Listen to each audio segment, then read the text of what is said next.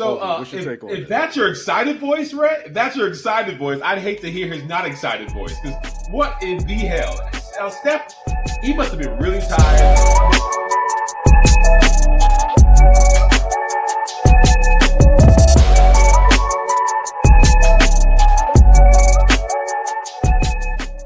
Welcome to the Shadow League Locker Room. I'm your host once again, former All-Pro fullback Ovie Mughelli. And I got the combat sports insider himself, Rhett Butler. What's up, Rhett? How you doing? Man, you know what it is. Another week, craziness. Ovie, we got to get into everything sports today, my brother. Absolutely. We got a lot to break down, actually. We got Jimmy Butler's making waves, going to Golden State. We got the Trump train pulled up to the Super Bowl. And Deion Sanders doubling down on college sports, not the NFL. I was actually surprised on that, man. So let's dive in, Rhett. Let's get it. Ovie, first up, Jimmy Butler. Man, he's packing his bags. He's going to the Bay Area. I'm actually happy about this. He's going to link up with Chef Steph. But listen, Chef Curry got the pot, and he had a lot to say, Ovie. Check this out. We got in 2 finals. He's a winner. I understand there's a lot of drama down there, and who really knows what the story is. We expect to have a motivated, committed, Jimmy that's ready to impact our team for the better. Got to work out the kinks of what it looks like, and I'm excited to get to work and kind of feed off the energy of something new and somebody that's obviously had experience at the highest of levels, has a lot to prove. In a new situation, and we're going to try to help each other do that. So what's your take on if that? that's your excited voice, Rhett, if that's your excited voice, I'd hate to hear his not excited voice. Because what in the hell? Steph, he must have been really tired. He must have got him right when he woke up or something, because he knows that the media is the media, and we're somewhat the media as well, but we're going to tell it like it is. People are going to take every inflection, every body language, every voice, innuendo that they could take to find something to find, see if there's any there. You give them a lot. You give them a whole lot just by not saying, yo, I'm so excited, can't wait, really, really looking forward to working with Jimmy, my man. He was like, well, if he does this, hopefully he'll have to, maybe. That was telling.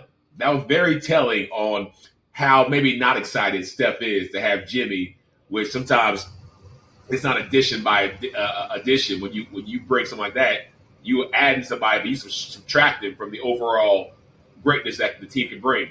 Yeah, that's real. I mean, first of all, he said a few things that were key, right? Number one, he said, we don't know what happened over there in Miami, so he's giving Jimmy some grace. So we got to always say, we'll call him like diplomat that. Chef Curry, because he's always giving grace. And then he also kept it real as an athlete. We got to work out the kinks. This is not microwavable, folks. No. But because he's so diplomatic, I'm going to put some extra sauce on it. What he's really saying is, I don't know if Jimmy Butler's ready for our culture and if he's a good fit yet. Now, Chef Curry is a nuanced guy because he's a very smart guy. But at the end of the day, what we do know is between the different colorful hairstyles that Jimmy comes in with to start the season, his social media proliferation of just throwing people off with nuance and jokes and everything else, Chef Curry don't know what he's about to get and what's going to cook up. But what I do know is everybody's talking about Jimmy Butler's age. Steph Curry's a year older. Just because he got the baby face, we seem to forget this. Right. Ovie, what is it like when you're on a team knowing that everybody in essence is looked at as a senior elder statesman and you're trying to make a run again for another championship and you're at the bottom basically of the conference, or at least out the top 10? It's the level of urgency, man. I remember when we were playing ball and Tony Gonzalez came to the Falcons and we were trying to win it for Tony, man. I felt so bad when he went to the Chiefs. He's a legend in the Chiefs. He's a legend anywhere he goes. Absolutely. But he came to Atlanta to play with Matt Ryan. He came to Atlanta to play with Julio Jones, to play with Roddy White, myself, Michael Turner. The year he was there, we set the record in the NFL for the most Pro Bowlers sent to a Pro Bowl. There are 13, 14 of us. Most of us offense. Wow. We were stacked. And for us to have all that talent, not go to the Super Bowl, I think we lost to the 49ers. No, we lost to the Packers that year. We lost to the Packers. that year. And the next year, they lost to the 49ers, a step away from the Super Bowl. But with all those vets there, we're like, we have to win now. It's a win now mentality. And if you are not contributing to helping us win now, then we don't want you. We don't have time for you. We don't want to deal with you. So it's going to be everybody's going to be very tight that this coming season, because you got a lot of people who are ready to, not play the game just to play the game. If we playing, we try to win. That's a fact. And personalities, right? Draymond Green. Yeah. Steph Curry, Jimmy Butler. Ovie, keep it real. Can they get another title run with the age disparities right now? The fact that you got supersized personalities and Jimmy's coming from a situation that was cantankerous. So the feeling might be, will he bring this kind of energy here? And Draymond Green ain't for no type of playing with guys that aren't running with his program. Nah, he's a punch a dude in the face type of not playing around. Like I really think it's going to be up to Steph to play police officer. It's up to Steph to play, civil rights ambassador. He's going to have to make sure everybody's happy and everybody's cool. It's not going to happen if Steph don't say, all right, they got to let Jimmy be Jimmy, because just telling Jimmy to, hey, get in line. This is the Patriots. This is how things do. We're doing it this way. You got to do it this way. That's not going to work with Jimmy Butler. Like he don't bend to no man's will. Like you've seen time and time again, and he's so talented. That's why they give him that grace. They give him that space. But so's Draymond. So's Steph. So they can find a space for him in their little party. They can make it work. It's going to take some cooking and some, sizing things out, but it's possible. It's definitely possible. They're all adults. All right, Steph, you heard it from Ovie, man. You're going to have to be half a police officer and a whole Ben Crump on your civil rights situation. Hey, listen, I think you can make it happen. Ovie, it is Super Bowl weekend coming up. And I think at first the controversy was, will Kendrick Lamar bring out any New Orleans artist, or the fact that they didn't choose New Orleanians to perform at the Super Bowl. But now there's another twist. Donald Trump will be the first sitting U.S. president to attend a Super Bowl game, Ovie. No, he won't. I got to ask you. He won't? No, he won't. This is what everybody's saying. This is what everybody's saying. Obama didn't think as a sitting, not as a sitting president, I don't believe. That's crazy. Why would they not? You would think everyone would saying. Go. I don't know, man. I think they were trying to keep the impartiality, so I'll watch it in the White House, maybe. Yeah. Trump is defying all convention, as we know. But Patrick Mahomes, okay, he kind of co-signed his teammate Travis Kelce, who said it was an honor, by the way. Mahomes thinks it's an honor as well. He feels really, really happy that this person is deciding to spend his time in that way. As a former pro athlete, Ovie, would you be honored if the president came, even if it was Donald Trump? Absolutely. Here's the funny thing. And John Hope Bryant has been a friend of me and the wife for so long. He does a great job working with everyone from the 100 Black Men to several African American and minority groups here in Atlanta and all across the country. The stuff he does on financial education and financial freedom is amazing. He did a conference, the Hope Global Conference, where he did something that has never happened before. He had the head of baseball commissioner. He had the football commissioner. He had NASCAR's commissioner. I think he had MLB's commissioner, all in one room talking about the future of sports. Like, the man has his pulse on what moves people, and sports does. I saw that video too. That was tight. Oh, it was so dope. And so he was also on the Shannon Sharp was one of the guests there. Had Global Forum, and that he was a guest on Shannon Sharp's Nightcap at Ocho Cinco talking about financial freedom.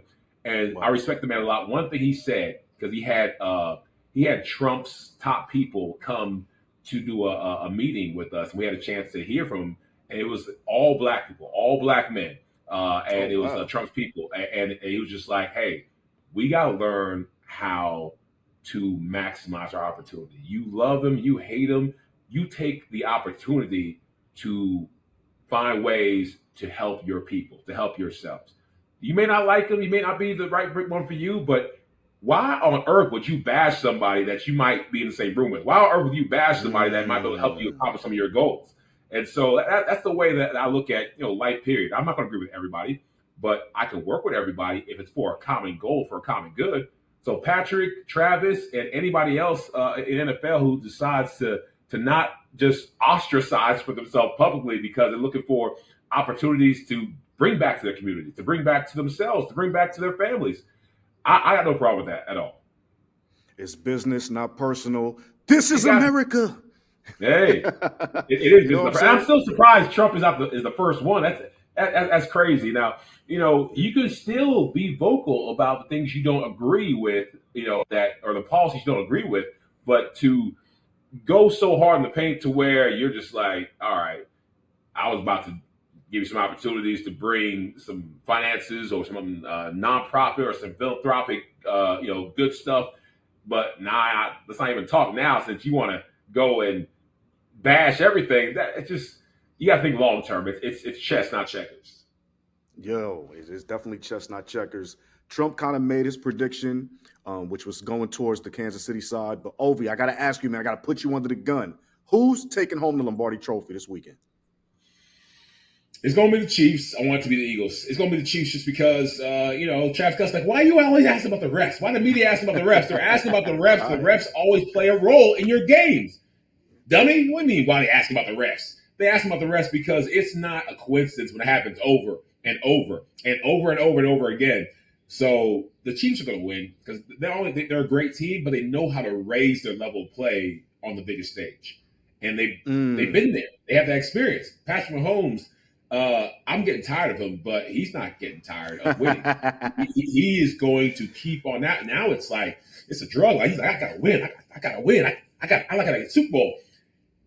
The one thing that gives me solace in the fact that they're going to win and I don't want them to win is that he's chasing Brady. He's going to take Brady's title as a GOAT.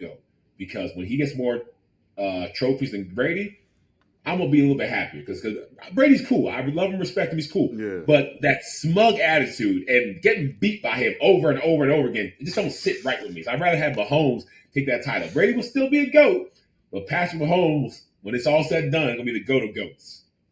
Yeah, Mahomes, I need you to erase the ghost of Brady from my man Ovie Mughelli, baby, and I think that rhymes. So I'm gonna take two wins on that one. Switching gears, Ovie, Coach Prime has made it definitive. He is not gonna coach in the NFL. Everybody was speculating. I heard the Dallas Cowgirls, excuse me, were hoping that Coach Prime would take the message, but he said, "Listen, the way these guys practice, he's not going that way because he would force them to practice way harder, like back in his day." One, do you agree, first of all, that the practice sessions now in the NFL are not as strenuous as before? And two, is it good that Coach Prime is staying away from the NFL because he would force millionaires to perform at a level in practice that he thinks is optimal for game day? Rhett, it's powder puff. It's powder puff football. I love the guys. And I went to a Falcons practice. Love our friend, not Thomas Mitchell, what's his name? The GM for the Falcons right now, Terry Fontenot. Terry Fontenot is amazing. Love Raheem. I had multiple times go out to practice. I'm watching these guys hit. I'm like, that's it? That's it? The period was like a 5-minute period of real hitting, and that's it?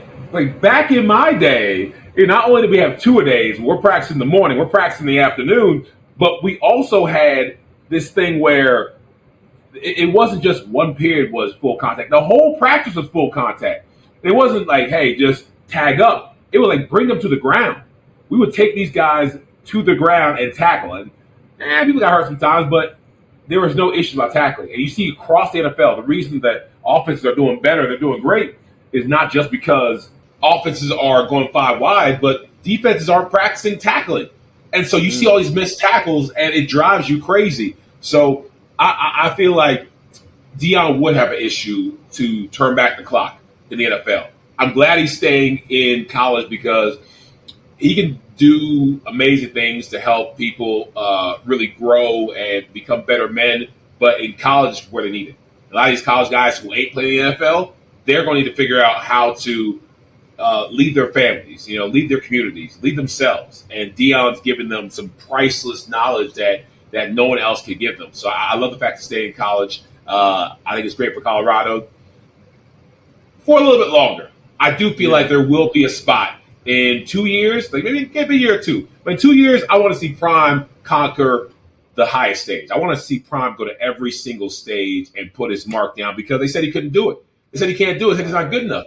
But he's good enough to do whatever he wants to do, whenever he wants to do, however he wants to do. And I think kind of like, Donald Trump, probably a great president. I love to see him make a presidential run. The man's so smooth. The man has a different attitude. People have shown that they want somebody different. And for Prime to go in there and just do the right thing for the country, hey, let's go Prime for president. 2030. Well, I don't know whatever the next presidential election is. Like, hey, I think my man Prime, and I'm biased, I got to play with him, but I think he's a guy who can do whatever he wants. I know that's right, man. Prime for president. This is the new slogan. I'm running with that. There you go. So, based on what you're saying, let's give it 2 years. Do you think this aligns with Deion Sanders entering the NFL, and will he ever coach his sons again on a pro level? That's what's interesting.